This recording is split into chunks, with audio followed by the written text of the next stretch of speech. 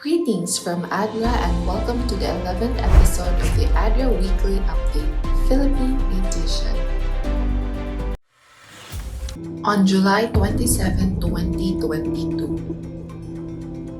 An earthquake with 7.0 magnitude.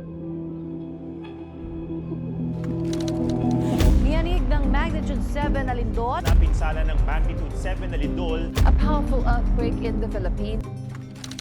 Hit northwestern Luzon.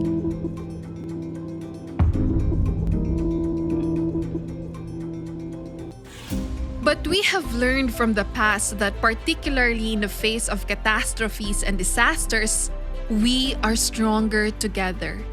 ADRA, or Adventist Development and Relief Agency, has been actively working to aid the survivors. Cash assistance was considered, but as many commercial buildings continue to be closed until the government completes the safety assessment, the mechanism of cash as an immediate response is not viable. Thus, together with Northern Luzon Mission and Mountain Provinces Mission, we have been able to give a total of 2,100 food kits. Here are the following provinces and municipalities that received food kits. Province of Bangued, Bucay, Province of Ilocos, Santa Cruz, Santa Lucia, Narvacan, Vigan, Gregorio del Pilar, San Emilio, and Lidlidda.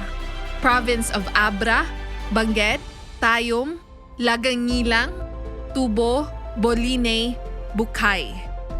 We appreciate all of the private donors who contributed money to enable this response. However, the effects of this catastrophe are still beyond comprehension.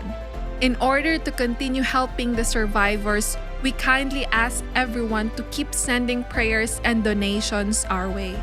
There's an urgent humanitarian need for food and temporary shelters in all assessed areas in Bangued, Tayum, and Lagangilang in Abra Province, San Pedro, Vigan, and San Emilio, Ilocos. Most families lived outside their homes through makeshift structures, plastic sheets, or tents. Some interviewed individuals experienced emotional and psychological distress and anxiety they've experienced from the strong quake and continuous aftershocks. Children are traumatized whenever strong shakes strike. Donate and help the survivors through these channels.